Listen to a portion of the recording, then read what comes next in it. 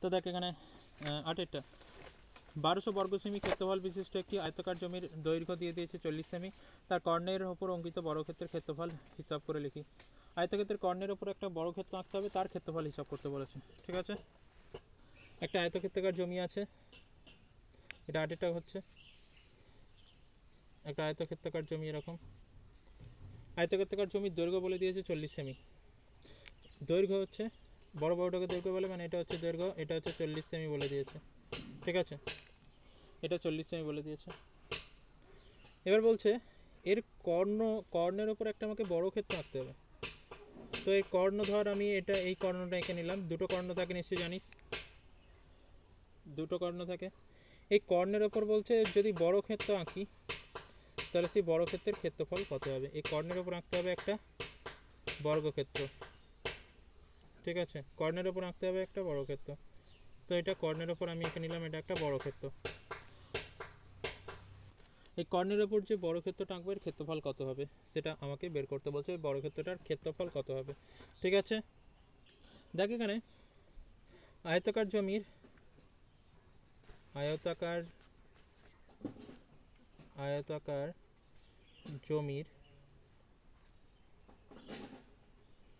দৈর্ঘ্য, জমির দৈর্ঘ্য বলে দিয়েছে। আয়তাকার জমির দৈর্ঘ্য হচ্ছে 40 সেমি। আয়তাকার জমির দৈর্ঘ্য হচ্ছে 40 সেমি। এবার প্রস্থ তো দেয়নি, আমি ধরে নিচ্ছি জমিটির প্রস্থ,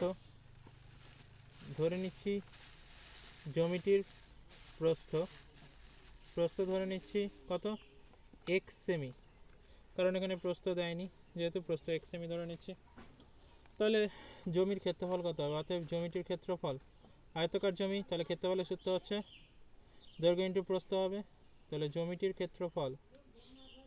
ক্ষেত্রফল সমান হচ্ছে, তাহলে কি হবে, দৈর্ঘ্য ইন্টু প্রস্থ হবে, দৈর্ঘ্য ইন্টু প্রস্থ, তাহলে 40 ইন্টু x হবে, দৈর্ঘ্য 40, প্রস্থ হচ্ছে x, তাহলে এত বর্গ সেমি। ঠিক আছে, জমিটার ক্ষেত্রফল তাহলে হচ্ছে 40 ইন্টু x, এত বর্গ সেমি। ঠিক আছে, মানে এখানে লিখতে পারি এটাকে 40x এত বর্গ সেমি। জমির ক্ষেত্রফল বেরিয়ে গেল। এবার এখানে বলে দিচ্ছে যে জমিটার ক্ষেত্রফল ওখানে 1200 বর্গ সেমি। ঠিক আছে, আবার জমিটার ক্ষেত্রফল এখানে বলে দিচ্ছে, আবার জমিটির ক্ষেত্রফল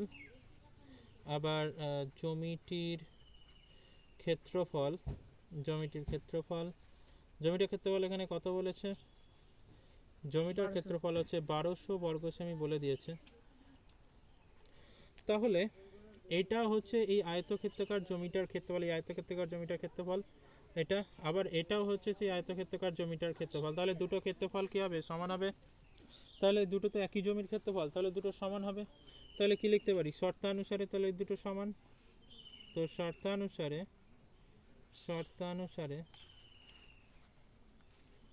কি লিখতে পারি, এইটা সমান এটা, তাহলে 40x স্কোয়ার, 40x আছে, 40x সমান হচ্ছে 1200।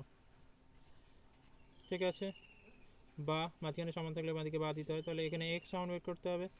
40 এখানে এর সাথে গুণে আছে, এদিকে গেলে কি হবে, সেটা ভাগ হয়ে যাবে। ভাগ হলে কোথায় বসে, নিচে বসে, তো ভাগ হলে এখানে নিচে বসলো, শূন্য শূন্য কাটছে, 4 দিয়ে কাটলে 4 3 12 হচ্ছে, এখানে 30 হচ্ছে, 4 3 12, তাহলে এখানে 30। অতএব তাহলে x সমান কত বেরোচ্ছে, x সমান হচ্ছে 30 বেরোচ্ছে। ঠিক আছে, তো অতএব তাহলে জমিটার প্রস্থ তাহলে কত বেরিয়ে গেল, অতএব জমিটির প্রস্থ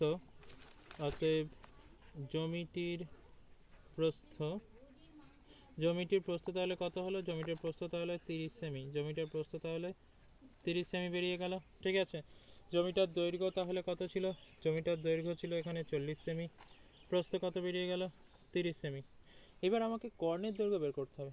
তো আয়তক্ষেত্রের কর্ণের দৈর্ঘ্য কী হয়, তাকে এটা 40 বেরিয়েছে, আর এই যে এটা, এই দৈর্ঘ্যটা এখান থেকে এটা বেরিয়েছে 30 সেমি, এটা বেরিয়েছে 30 সেমি। ঠিক আছে, আমাকে বের করতে হবে এই দৈর্ঘ্যটা, এটা হচ্ছে কর্ণের দৈর্ঘ্য, এটা আমাকে বের করতে হবে। ঠিক আছে, ওটা তাহলে ওই দৈর্ঘ্যটা কত হবে, কর্ণের দৈর্ঘ্য, তাহলে জমিটির কর্ণের দৈর্ঘ্য, আয়তাকার জমিটির কর্ণের দৈর্ঘ্য তাহলে কী করে বের করে, আয়তাকার জমিটির কর্ণের দৈর্ঘ্য, আয়তাকার জমিটির কর্ণের দৈর্ঘ্য, আয়তাকার জমিটির কর্ণের দৈর্ঘ্য, তাহলে কর্ণের দৈর্ঘ্য কত হবে? কর্ণের দৈর্ঘ্য হবে কি ছিল? সূত্র ছিল রুট ওভার অফ দৈর্ঘ্য স্কয়ার প্লাস প্রস্থ স্কয়ার, রুট ওভার অফ দৈর্ঘ্য স্কয়ার প্লাস হচ্ছে প্রস্থ স্কয়ার, দৈর্ঘ্য স্কয়ার প্লাস হচ্ছে প্রস্থ স্কয়ার। ঠিক আছে, এটা ছিল দৈর্ঘ্য। এখানে কত? তো সমান রুট ওভার অফ দৈর্ঘ্য হচ্ছে 40, তাহলে 40 স্কয়ার, প্রস্থ এখানে কত? প্রস্থ হচ্ছে 30, তাহলে 30 স্কয়ার। ঠিক আছে, 40 স্কয়ার এখানে কত? 4 4 হচ্ছে 16, তো 1600। 30 স্কয়ার কত? 30 স্কয়ার হচ্ছে 900। আচ্ছা, এখানে সেমি লিখে দিবি। আচ্ছা, এখানে লিখতে হবে না, এখানে লিখবি মান যেখানে বসেছিস সেমি, এখানে সেমি। তাহলে 1600 আর 900 যোগ করলে হচ্ছে 2500 হবে। 1600 আর 900 যোগ করলে 2500, এত সেমি। 2500 বর্গমূল কত হয়? 2500 বর্গমূল করলে এখানে 50 হয়, তাহলে হচ্ছে 50 সেমি। কর্ণের দৈর্ঘ্য বেরিয়ে গেল 50 সেমি, তাহলে কর্ণের দৈর্ঘ্য বেরিয়ে গেল 50 সেমি। এটাই হচ্ছে বর্গক্ষেত্রটার বাহুর দৈর্ঘ্য। কর্ণের দৈর্ঘ্যটাই হচ্ছে বর্গক্ষেত্রটার বাহুর দৈর্ঘ্য। ঠিক আছে, অতএব তাহলে বর্গক্ষেত্রটার বাহুর দৈর্ঘ্য, অতএব বর্গক্ষেত্রটির বাহুর দৈর্ঘ্য, বর্গক্ষেত্রটির বাহুর দৈর্ঘ্য তাহলে কত হবে? বাহুর দৈর্ঘ্য তাহলে হচ্ছে 50 সেমি, কারণ কর্ণটাই তো বর্গক্ষেত্রের বাহু। এটা হচ্ছে তাহলে বর্গক্ষেত্রের বাহুর দৈর্ঘ্য, তাহলে কত বেরিয়ে গেল? 50 সেমি। বর্গক্ষেত্রের বাহুর দৈর্ঘ্য এখানে 50 সেমি, বর্গক্ষেত্রের বাহুর দৈর্ঘ্য এখানে 50 সেমি। তো এটা যেহেতু বর্গক্ষেত্র, এই বাহুটা হচ্ছে 50 সেমি হবে, সব বাহুগুলো এখানে 50 সেমি করে হবে, এটাও 50 সেমি করে হবে। ঠিক আছে, এবার সবকটাই এখানে 50 সেমি করে হবে। তাহলে বাহুর দৈর্ঘ্য বর্গক্ষেত্রের বেরিয়েছে 50 সেমি, চাইছে বর্গক্ষেত্রের ক্ষেত্রফল। তো অতএব বর্গক্ষেত্রের ক্ষেত্রফল, এটাই হচ্ছে তাহলে উত্তর হয়ে যাবে। বর্গক্ষেত্রের ক্ষেত্রফল, বর্গক্ষেত্রের ক্ষেত্রফল তাহলে কত হবে? বাহুর দৈর্ঘ্য ইন্টু বাহুর দৈর্ঘ্য হয়, তাহলে 50 ইন্টু 50, তাহলে কত হবে? 50 ইন্টু 50। সেমি সেমি ছিল, সেমি সেমি গুণ করলে এখানে সেমি স্কয়ার হয়ে যাবে, মানে বর্গ সেমি। 50 50 হচ্ছে 2500, মানে 2500, এত বর্গ সেমি বর্গক্ষেত্রের ক্ষেত্রফল বেরিয়ে গেল। তো এটাই হচ্ছে উত্তর। এবার হচ্ছে নয়টা কি বলছে? দেখ, একটা হল ঘরের দৈর্ঘ্য প্রস্থ উচ্চতা দিয়ে দিয়েছে। দৈর্ঘ্য হচ্ছে 4 মিটার, প্রস্থ 6 মিটার, উচ্চতা হচ্ছে 4 মিটার। বলছে ঘরটিতে 3টি দরজা আছে, যাদের প্রত্যেকটি 1.5 মিটার ইন্টু 1 মিটার, এবং 4টি জানলা আছে, যাদের প্রত্যেকটি হচ্ছে 1.2 মিটার ইন্টু 1 মিটার। ঘরটির 4 দেওয়ালে প্রতি বর্গমিটারে 70 টাকা হিসাবে রঙিন কাগজ দিয়ে ঢাকতে কত খরচ হবে? হিসাব করে লিখি। তো কত খরচ হবে? এখানে একটা হল ঘর আছে, যার দৈর্ঘ্য প্রস্থ উচ্চতা দিয়ে দিয়েছে। বলছে 3টে দরজা আছে আর 4টে জানলা আছে। জানলা দরজার দৈর্ঘ্য প্রস্থ দিয়ে দিয়েছে।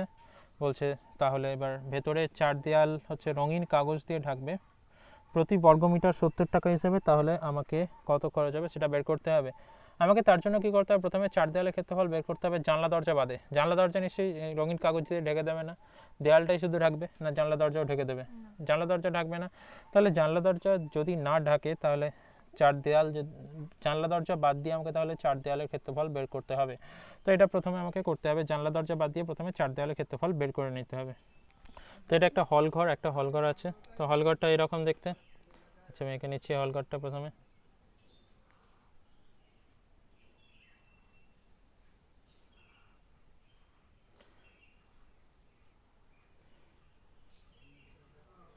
এটা হচ্ছে হল ঘর। ঠিক আছে, যার দৈর্ঘ্য বলেছে 4 মিটার। দৈর্ঘ্য মানে হচ্ছে এটা, এই দৈর্ঘ্যটা হচ্ছে 4 মিটার, এখান থেকে এতটা। প্রস্থ বলেছে 6 মিটার, তো এটা হচ্ছে 6 মিটার, এখান থেকে এতটা। আর উচ্চতা হচ্ছে 4 মিটার, উচ্চতা হচ্ছে এখান থেকে এত, এখান থেকে এটা হচ্ছে 4 মিটার, এখান থেকে এতটা, এটা হচ্ছে 4 মিটার। তো দৈর্ঘ্য, প্রস্থ, উচ্চতা সব বেরিয়ে গেল, এই সব দিয়ে দিয়েছে। ঠিক আছে, দৈর্ঘ্য, প্রস্থ, উচ্চতা দিয়ে দিয়েছে। ঠিক আছে, এরপরে বলছে যে ঘরটিতে 3টে দরজা আছে এবং প্রত্যেকটা দরজার দৈর্ঘ্য প্রস্থ দিয়ে দিয়েছে। আচ্ছা, এখানে প্রথমে আমি লিখে নিচ্ছি যেগুলো দিয়েছে। তো হল ঘরের দৈর্ঘ্য দিয়ে দিয়েছে। হল ঘরের দৈর্ঘ্য এখানে কত দিয়েছে? সমান হচ্ছে 4 মিটার, হল ঘরের দৈর্ঘ্য দিয়েছে 4 মিটার, হল ঘরের প্রস্থ দিয়ে দিয়েছে 6 মিটার, হল ঘরের প্রস্থ দিয়েছে 6 মিটার, হল ঘরের উচ্চতা দিয়েছে 4 মিটার, উচ্চতা দিয়েছে 4 মিটার। এবার আমাকে যেটা বের করতে হবে, হল ঘরের 4 দেওয়ালের ক্ষেত্রফল বের করতে হবে। তাহলে হল ঘরের 4 দেওয়ালের ক্ষেত্রফল, হল ঘরের 4 দেওয়ালের ক্ষেত্রফল, 4 দেওয়ালের ক্ষেত্রফল, 4 দেওয়ালের ক্ষেত্রফল বের করতে হবে। 4 দেওয়ালের ক্ষেত্রফলের সূত্র কি? 4 দেওয়ালের ক্ষেত্রফলের সূত্র হচ্ছে মেঝের পরিসীমা ইনটু উচ্চতা। ঠিক আছে, তাহলে কি সূত্র? মেঝের পরিসীমা ইনটু উচ্চতা, মেঝের পরিসীমা ইনটু উচ্চতা। 4 দেওয়ালের ক্ষেত্রফলের সূত্র হচ্ছে মেঝের পরিসীমা ইনটু উচ্চতা। তো মেঝের পরিসীমা কত? মেঝের পরিসীমা আয়ত, দেখ এখানে কি হবে, মেঝের পরিসীমা, এখানে মেঝেটা কি? মেঝেটা এই যেটা হচ্ছে মেঝো, এই মেঝেটা হচ্ছে আয়তাকার মেঝো। আয়তক্ষেত্রের পরিসীমা কি হয়? 2 ইন্টু দৈর্ঘ্য প্লাস প্রস্থ।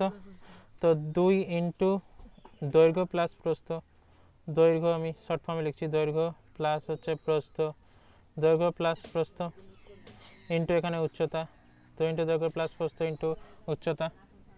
তো দেখ এখানে দৈর্ঘ্য কত, তাহলে এখানে 2 ইন্টু দৈর্ঘ্য কত? দৈর্ঘ্য হচ্ছে 4, প্রস্থ এখানে 6 বলেছে, আর উচ্চতা বলেছে এখানে 4।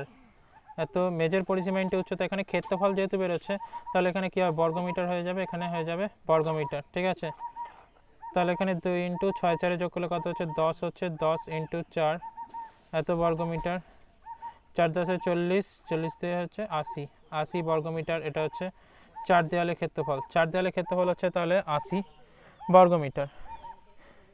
ঠিক আছে, এবার যেটা করতে হবে, এবার যেটা করতে বলেছে এখানে জানলা দরজার ক্ষেত্রফল আমাকে বের করতে হবে। দেখ এখানে জানলা বলছে, প্রথমে 3টে দরজা আছে। প্রথমে দরজা দেখ, এখানে দরজা এগুলো এরকম যে 1.5 মিটার ইন্টু 1 মিটার, তার মানে এটা হচ্ছে 1.5 মিটার আর এটা হচ্ছে 1 মিটার। 1.5 মিটার ইন্টু 1 মিটার, এরকম কতগুলো দরজা আছে? 3টে দরজা আছে, এরকম 3টে দরজা আছে। ঠিক আছে, 1.5 মিটার ইন্টু 1 মিটার, তাহলে 3টে দরজার আমাকে ক্ষেত্রফল বের করতে হবে। এই 3টে দরজার আমাকে ক্ষেত্রফল বের করতে হবে। ঠিক আছে, তাহলে প্রতিটি দরজার ক্ষেত্রফল তাহলে কত? প্রতিটি দরজার ক্ষেত্রফল, প্রতিটি দরজার ক্ষেত্রফল, প্রত্যেকটা দরজার তাহলে ক্ষেত্রফল কত হবে? এখানে আয়তক্ষেত্রাকার দরজা, তাহলে আয়তক্ষেত্রের ক্ষেত্রফলের সূত্র কি? দৈর্ঘ্য ইন্টু প্রস্থ, তাহলে হচ্ছে 1.5 ইন্টু 1 এত বর্গমিটার। ঠিক আছে, তাহলে এখানে কি হচ্ছে? এখানে গুণ করলে কত হচ্ছে? 1.5 এর সঙ্গে 1 গুণ করলে হচ্ছে 1.5 হবে, এত বর্গমিটার ক্ষেত্রফল বেরিয়ে গেল প্রত্যেকটা দরজার। এরকম 3টে দরজা আছে, তাহলে 3টি দরজার ক্ষেত্রফল তাহলে কত হবে? অতএব 3টি দরজার ক্ষেত্রফল, 3টি দরজার ক্ষেত্রফল, ঠিক আছে, 3টি দরজার ক্ষেত্রফল তাহলে কত হচ্ছে? একটা দরজার ক্ষেত্রফলকে কি করব? 3 দিয়ে গুণ করে দেব, তাহলে 3টি দরজার ক্ষেত্রফল বেরিয়ে যাবে। তাহলে 3 ইন্টু কী হবে? 1.5 হবে, 3 ইন্টু 1.5 এত বর্গমিটার। একটা দরজার ক্ষেত্রফলকে 3 দিয়ে গুণ করলেই 3টে দরজার ক্ষেত্রফল বেরিয়ে যাবে। তাহলে 3 15 কত হয়? 45, তাহলে হচ্ছে 4.5 এত বর্গমিটার, 4.5 এত বর্গমিটার। ঠিক আছে, 3টে দরজার ক্ষেত্রফল বেরিয়ে গেল। এবার দেখ জানলা, এবার জানলা বলতে হবে। জানলা দেখ কতগুলো আছে? 4টে জানলা আছে। ঠিক আছে, যাদের প্রত্যেকটা হচ্ছে 1.2 ইন্টু 1, 1.2 ইন্টু 1 এরকম হচ্ছে জানলা আছে। ধর এটা 1.2 মিটার ইন্টু হচ্ছে 1 মিটার। ঠিক আছে, 1.2 মিটার ইন্টু 1 মিটার এর দৈর্ঘ্য প্রস্থ দিয়ে দিয়েছে জানলার। তো প্রথমে আমাকে কি করতে হবে? জানলাগুলোর ক্ষেত্রফল বের করতে হবে। কটা জানলা আছে? এরকম 4টে জানলা আছে, 4টে জানলা আছে। ঠিক আছে, তাহলে প্রতিটি জানলার ক্ষেত্রফল, প্রতিটি জানলার ক্ষেত্রফল, জানালার ক্ষেত্রফল, প্রত্যেকটা জানলার ক্ষেত্রফল আমাকে বের করতে হবে। প্রতিটি জানলার ক্ষেত্রফল তাহলে কত হবে? জানলার দৈর্ঘ্য প্রস্থ দিয়ে দিয়েছে, জানলার দৈর্ঘ্য দিয়েছে 1.2 আর প্রস্থ দিয়েছে 1 এত বর্গমিটার হয়ে যাবে। তাহলে হচ্ছে কত হবে? এখানে 1.2 এত বর্গমিটার, মিটার স্কয়ার। ঠিক আছে, এরকম কতগুলো জানলা আছে? 4টি জানলা আছে। তাহলে অতএব 4টি জানলার ক্ষেত্রফল তাহলে কত হবে? 4টি জানলার ক্ষেত্রফল, 4টি জানালার ক্ষেত্রফল, 4টি জানালার ক্ষেত্রফল তাহলে কত হবে? 4টি জানালার ক্ষেত্রফল হচ্ছে কি হবে? 1.2 ইন্টু 4 করতে হবে, 4 দিয়ে গুণ করতে হবে, এত বর্গমিটার, 4 বারে হচ্ছে কত হয়? 48, তাহলে 4.8 এত বর্গমিটার, 4.8 এত বর্গমিটার। 4টি জানলার ক্ষেত্রফল বেরিয়ে গেল। ঠিক আছে, এবার হচ্ছে জানলা দরজা বাদে 4 দেওয়ালের ক্ষেত্রফল যেটা বের করতে হবে। এবারে যেটা বের করতে হবে, অতএব জানলা দরজা বাদে, জানালা ও দরজা বাদে, জানালা ও দরজা বাদে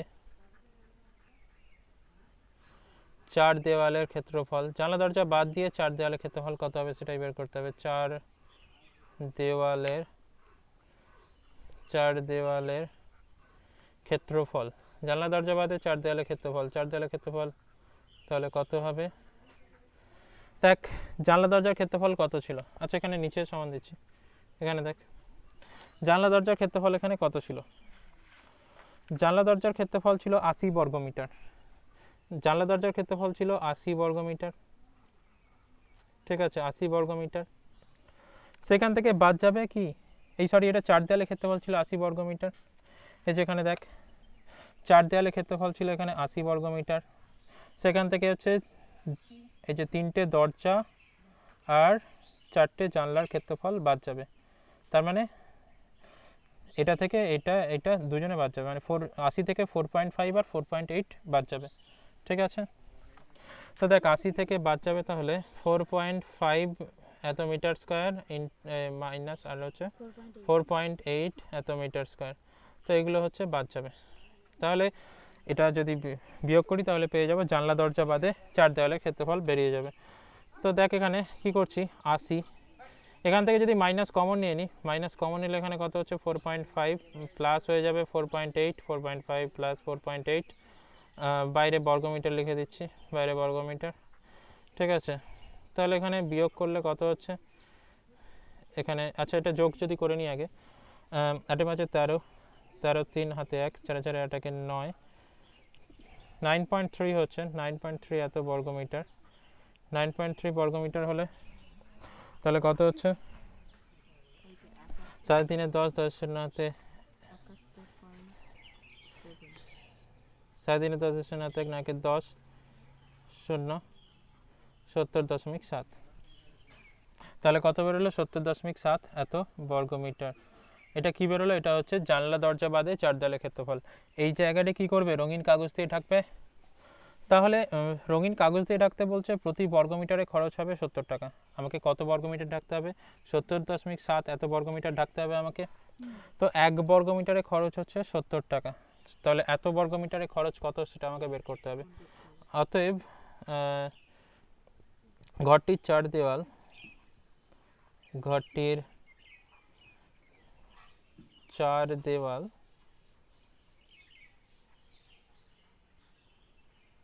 রঙিন কাগজ দিয়ে ঢাকতে, রঙিন কাগজ দিয়ে ঢাকতে খরচ, রঙিন কাগজ দিয়ে ঢাকতে, রঙিন কাগজ দিয়ে ঢাকতে খরচ তাহলে কত হবে? ঘরটার 4 দেওয়াল রঙিন কাগজ দিয়ে ঢাকতে খরচ তাহলে কত হচ্ছে দেখ, তো প্রত্যেক বর্গমিটারে খরচ হচ্ছে 70 টাকা, আমাকে এত বর্গমিটার ঢাকতে হবে, তাহলে এটা ইন্টু 70 হবে নিঃসন্দেহে, এটা ইন্টু 70, তাহলে 70.7 ইন্টু 70, তো এত টাকা খরচ হবে। 1 বর্গমিটার খরচ হচ্ছে 70, এত বর্গমিটারে খরচ বের করতে হবে, তাহলে এটা ইন্টু 70 হয়ে যাবে। তাহলে বোঝা গেছে। দেখ এখানে 70.7, এখানে দশমিক তুললে হচ্ছে নিচে 10 আসে, ইন্টু হচ্ছে 70, এখানে 0 0 কেটে যাচ্ছে, এত টাকা 7 দিয়ে গুণ করলে 7 7 49, না এতে 4 4 বসে যাবে, 7 7 হচ্ছে 49, এত